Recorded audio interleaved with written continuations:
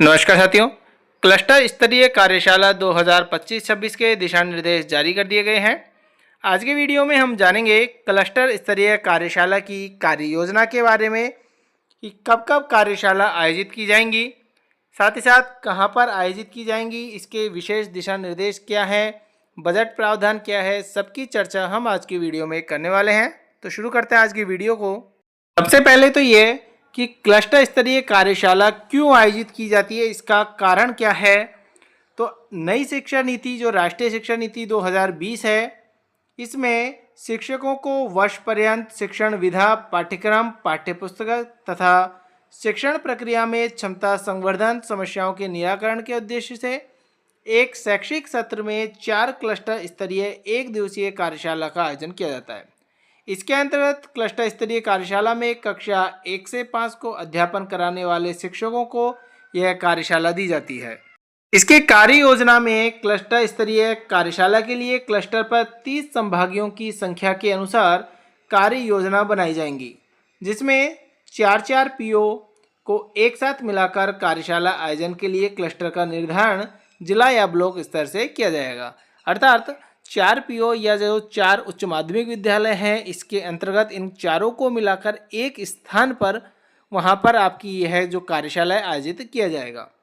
वर्ष में 4 एक दिवसीय क्लस्टर स्तरीय कार्यशालाओं का विषयवार आयोजन होगा, जिन्हें निम्नलिखित तिथियों में आयोजित किया जाना प्रस्तावित है। प्रत्येक कार्यशाला को 2-2 विषय समूह अनुसार वर्णित तिथियों में से किसी एक तिथि को रखी जानी है।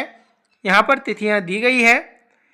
4 कार्यशालाएं हैं, चारों की यहाँ पर संभावित तिथियां दी गई हैं। प्रथम समूह यानी कि हिंदी और पर्यावरण विषय का रहता है। द्वितीय समूह गणित और अंग्रेजी विषय का रहता है। दिनांक 2 दी गई है, दोनों में से आपको एक दिनांक रखना है। 21 या 22 जुलाई में से आप एक डेट रख सकते हैं। इसी प्रकार से दूसरी कार्यशाला में 11 या 12 सितंबर में से आप एक रख सकते हैं। अपरिहार्य कारणों से उक्त तिथियों में यदि कोई परिवर्तन हो तो ब्लॉक या जिले के माध्यम से संशोधित तिथि का निर्धारण कर परिषद कार्यालय से अनुमति लेकर कार्यशाला का आयोजन करें। इनके आयोजन स्थल की बात करें तो ग्राम पंचायत के राजकीय उच्च माध्यमिक विद्यालय को क्लस्टर विद्यालय या रिसोर्स विद्यालय के रूप में चयनित किया जाए। परिक्षेत्र के 4-4 पीओ को मिलाकर एक क्लस्टर बनाया जाए। जिस पीओ स्थल पर क्लस्टर कार्यशालाओं का आयोजन किया जाना है, उसका चयन ब्लॉक या जिला स्तर से पूर्ण किया जाएगा।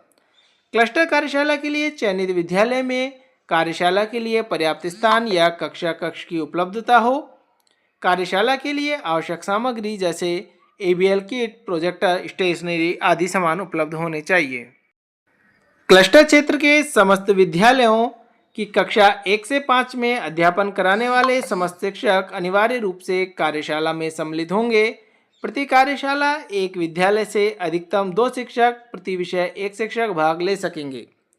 कार्यशाला में प्रत्येक शिक्षक अपने विषय की अध्यापक योजना डायरी, चेकलिस्ट, सीसीई सामग्री और कक्षा की बेस्ट प्रैक्टिस लेकर अवश्य उपस्थित हो। कार्यशाला का यहाँ पर प्रस्तावित एजेंडा दिया गया है कि कार्यशाला में आपको क्या क्या करवाया जाना है। संक्षिप्त में समझ लेते हैं। प्रथम कार्यशाला जो है, इसके अंतर्गत बेसलाइन पर चर्चा की जाएगी। रचनात्मक आकलन, चेकलिस्ट में प्रगति के बारे में बताया जाएगा। शिक्षकों को एबीएल किट के उपयोग, वर्कबुक का उपयोग, शिक्षण विधियों पर चर्चा ये की जाएंगी।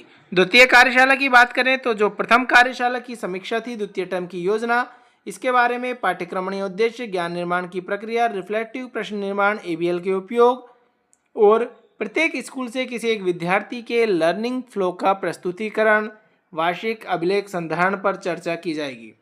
तृतीय की बात करें तो द्वितीय कार्यशाला की समीक्षा इसके अंतर्गत की जाएगी। Multi level and multi grade teaching, चुनौतियों उपचारात्मक शिक्षण के बारे में, अभिलेख संधारण में आने वाली समस्याओं पर खुली चर्चा की जाएगी। चौथी कार्यशाला में तृतीय कार्यशाला की समीक्षा की जाएगी। स्वास्थ्य कार्यानुभव विषयों का शिक्षण में एकीकृत रूप, पुस्तकालय की भूमिका पर चर्चा, ब्लूप्रिंट के अनुसार वार्षिक अभिलेख संधारण चर्चा, इन पर चर्चा की जाएगी। इसके बाद में कार्यशाला के लिए दक्ष प्रशिक्षक कौन होंगे, जिन्होंने गत सत्र में एफएलएन की ट्रेनिंग ली थी, जो प्रति ब्लॉक में 8 केआरपी रहे प्रशिक्षित, उनको इसमें संधारित किया जाएगा। प्रति क्लस्टर विषयवार आवश्यकता अनुसार दक्ष प्रशिक्षकों की पहचान करनी है और दक्ष प्रशिक्षक उसी क्लस्टर क्षेत्र के विद्यालय से होने चाहिए। इस क्लस्टर की सूचना की बात करें तो ब्लॉक कार्यालय समग्र शिक्षा द्वारा शिक्षकों को कार्यशाला से 5 दिन पूर्व सूचित कर दिया जाए, जिससे उनकी 100% उपस्थिति सुनिश्चित की जा सके। यानी कि आपको जो जानकारी है क्लस्टर आयोजित करने से 5 दिन पूर्व मिल जाएगी। क्लस्टर स्तरीय कार्यशाला के लिए बजट प्रावधान की, तो प्रति क्लस्टर प्रति कार्यशाला प्रत्येक क्लस्टर में यहाँ पर आपको 1500 रुपये मानदेय प्राप्त होगा विद्यालयों को। संदर्भ व्यक्ति का मानदेय 800 रुपये, राशि 800। अल्पाहार के लिए यहाँ पर 50 रुपये की रहेगी। प्रति अध्यापक है 30 संभागियों की रहेगी।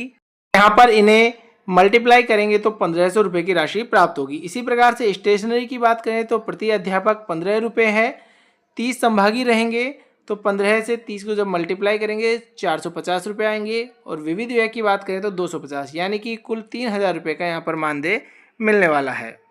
विद्यालयों को कार्यशाला या क्लस्टर स्तरीय कार्यशाला के लिए जो बजट है वो इतना मिलेगा। आज की वीडियो में इतना ही। धन्यवाद।